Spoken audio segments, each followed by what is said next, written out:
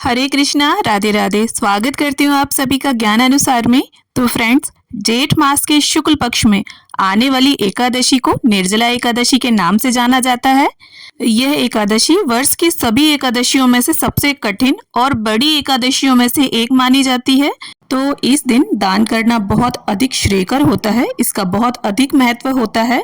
और निर्जला एकादशी पर हमें क्या दान करना चाहिए, किस प्रकार दान किए जाना चाहिए, दान करने की सही विधि क्या होती है, इस प्रकार की सभी महत्वपूर्ण बातें आज मैं आप सभी के साथ इस वीडियो में शेयर करने वाली हूँ। तो देखिए, निर्जला एकादशी साल के सबसे गर्म महीने में आती है, यानी ज्येष्ठ मास में यह आती है। और इस महीने में गर्मी जो है वो अपने चरम पर होती है। सूर्य की अत्यधिक तपन के कारण, गर्मी के कारण शीतलता प्रदान करने वाली वस्तुओं का दान करना बहुत ही अधिक उत्तम माना जाता है। और जो भी वस्तुएं गर्मी से राहत प्रदान करती हैं, उनका दान करना इस दिन बेहद शुभ माना जाता है। निर्जला एकादशी हमें इस बात की महत्ता का अनुभव कराती है कि जल की एक एक बूंद कितनी मूल्यवान है।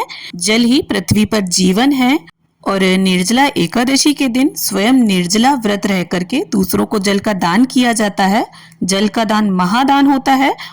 और जब एक प्यासे व्यक्ति को जल पिलाया जाता है और उसकी जो आत्म तृप्ति होती है, उससे दान करने वाले के पुण्यों का उदय होता है, उसके पुण्य कर्मों में वृद्धि होती है। तो जाने अनजाने में किए गए हमारे द्वारा पाप कर्म जो हैं, उनका नाश होता है। तो देखिए, ज्येष्ठ माह में भीषण गर्मी और तपन के कारण सभी जीव जंतु, मानव, पशु पक्षी व्याकुल रहते हैं। तो हमें यथासंभव तृप्तिपूर्वक परोपकार आज के दिन जरूर करने चाहिए। तो चलिए अब बात कर लेते हैं कि इस दिन आप क्या क्या दान कर सकते हैं। और एक वस्तु ऐसी है जिसे दान करने मात्र से आपको सारे पुण्य फलों की प्राप्ति हो जाती है, और जो कि सबसे मुख्य चीज है। और कुछ दान आप करें ना करें, उस एक चीज को आपको दान अवश्य करना चाहिए। और वो एक वस्तु है शुद्ध जल से भरा मिट्टी का एक कोरा घड़ा। अब ये घड़ा हमें किस प्रकार से दान करना है, तो देखिए, आप इस दिन यानी निर्जला एकादशी के दिन एक घड़े को शुद्ध जल से भर लें, यानी पीने वाला जो जल होता है उससे आपको घड़े को भर लेना है। तो इसे आप देखिए पूजा में भी स्थापित कर सकते हैं। और अगर आप इसे कलश के रूप में पूजा में स्थापित करें तो अगले दिन यानी द्वादशी वाले दिन इसे दान करें। और अगर आप ऐसे ही इसको रखा है, आपने स्थापित नहीं किया है, तो आप इसे एकादशी वाले दिन भी दान कर सकते हैं। और द्वादशी वाले दिन भी, यानी जब आप पारण करें तो उससे पहले इसे दान करके आप व्रत का पारण करें।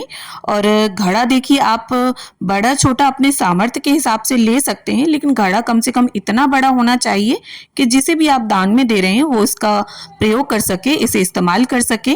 और अगर आप चाहें तो एक घड़े का दान कर सकते हैं, और अधिक घड़ों का दान अगर आप करना चाहते हैं तो एक से अधिक घड़े भी आप दान कर सकते हैं। और घड़े के अंदर आपको तुलसी दल डाल लेना है, 2-4 पत्ते, और चीनी या मिश्री या बताशा भी थोड़ा सा डाल लें। आप अधिक मात्रा में ना डालें, क्योंकि अधिक मात्रा में अगर आप घड़े के अंदर मीठा डालेंगे तो घड़ा खराब हो सकता है। और घड़े के अंदर का जो जल है वो हमें घर से ही भरकर ले जाना है। ऐसा नहीं है कि आप खाली घड़ा ले जाएं और इसे वहीं पर जाकर भरकर दान कर दें। और देखिए, जो भी घड़े के लिए आपको जरूरतमंद लगे, यानी इसका जो उपयोग करे, इसमें जल भरकर रखे, उसे पिए, इससे जो है आपको बहुत पुण्य मिलेगा। और देखिए, जहां पर घड़े दान में आते रहते हैं वहां पर आपके इस दान का कोई मूल्य नहीं होता। जैसे देखिए, मैंने स्वयं देखा है कि मंदिरों में ब्राह्मण को इतने सारे घड़े दान में आ जाते हैं और वो मंदिर के बाहर घड़ों को रख देते हैं। तो देखिए, इससे हम समझ ही सकते हैं कि पंडित जी को इतने सारे घड़ों की क्या ही जरूरत होगी। तो देखिए, मेरा सुझाव तो यही रहेगा कि जो भी जरूरतमंद हो उसे आप इस घड़े को दान दें। और अगर कोई गरीब ब्राह्मण मिल जाता है आपको, उसे आप दान दें तो अति उत्तम होगा। ना मिले तो आप जो भी जरूरतमंद हो उसे ये घड़ा दान दें। और देखिए, इस घड़े के साथ साथ आपको थोड़ी सी चीनी, मिश्री या बताशे लेने हैं, साथ में दक्षिणा थोड़ी सी लेनी है। और इसके साथ ही देखिए, आप 1.25 मीटर लाल, पीला या सफेद कपड़ा ले सकते हैं।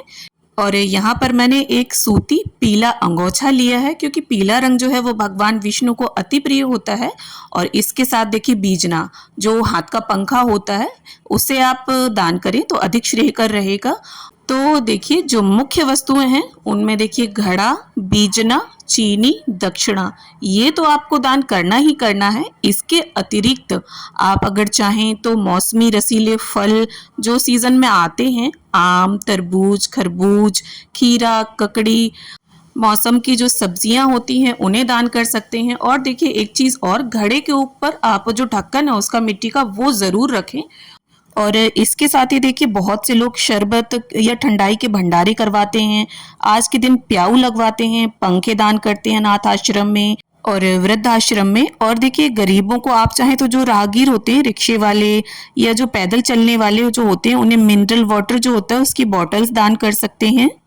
कुल मिलाकर अगर आप अधिक मात्रा में दान ना कर सके तो थोड़ी ही मात्रा में सही, पर जल का वितरण, शरबत, ठंडाई, शिकंजी, लस्सी, मतलब थोड़ा ही सही पर दान जरूर करें आप। क्योंकि देखिए इस गर्मी में, इस तपन में प्यास से जो व्याकुल राहगीर होते हैं उन्हें अगर हम कुछ पिलाते हैं तो उससे जो उनकी आत्म तृप्ति होती है, उससे हमारे जो पुण्य हैं वो फलित होते हैं। और इसके अलावा देखिए अगर आप चाहें तो छाता, चप्पल, सत्तू, आम पन्ना और इसके साथ ठंडा बिस्तर यानी जो दरी होती है उसे आप दान कर सकते हैं। मतलब कुल मिलाकर गर्मी से राहत देने वाली जो वस्तुएं होती हैं उनका आप दान कर सकते हैं। क्योंकि देखिए दान जो होता है वो हमारे सामर्थ्य के अनुसार होता है, इसे आप अधिक से अधिक भी कर सकते हैं और जितना आपका हो कम से कम भी। पर निर्जला एकादशी पर दान हमें अवश्य करना चाहिए। तो इस प्रकार से देखिए आप कम से कम एक घड़े का और अधिक से अधिक जो भी आप चाहें वो दान कर सकते हैं। तो देखिए दान जो है वो कभी भी व्यर्थ नहीं जाता, उसका हमें फल अवश्य मिलता है। हमारे घर में सुख, समृद्धि और शांति आती है। और निर्जला एकादशी पर अगर हम जल दान करते हैं तो उससे हमारे पितरों को तृप्ति मिलती है, आध्यात्मिक ऊर्जा बढ़ती है, नकारात्मक ऊर्जा का नाश होता है। तो इस प्रकार से आप दान अवश्य करें। तो उम्मीद करती हूँ वीडियो आप सभी के लिए हेल्पफुल रहे। वीडियो अच्छी लगे तो इसे लाइक करें, शेयर करें और चैनल को सब्सक्राइब कर लें।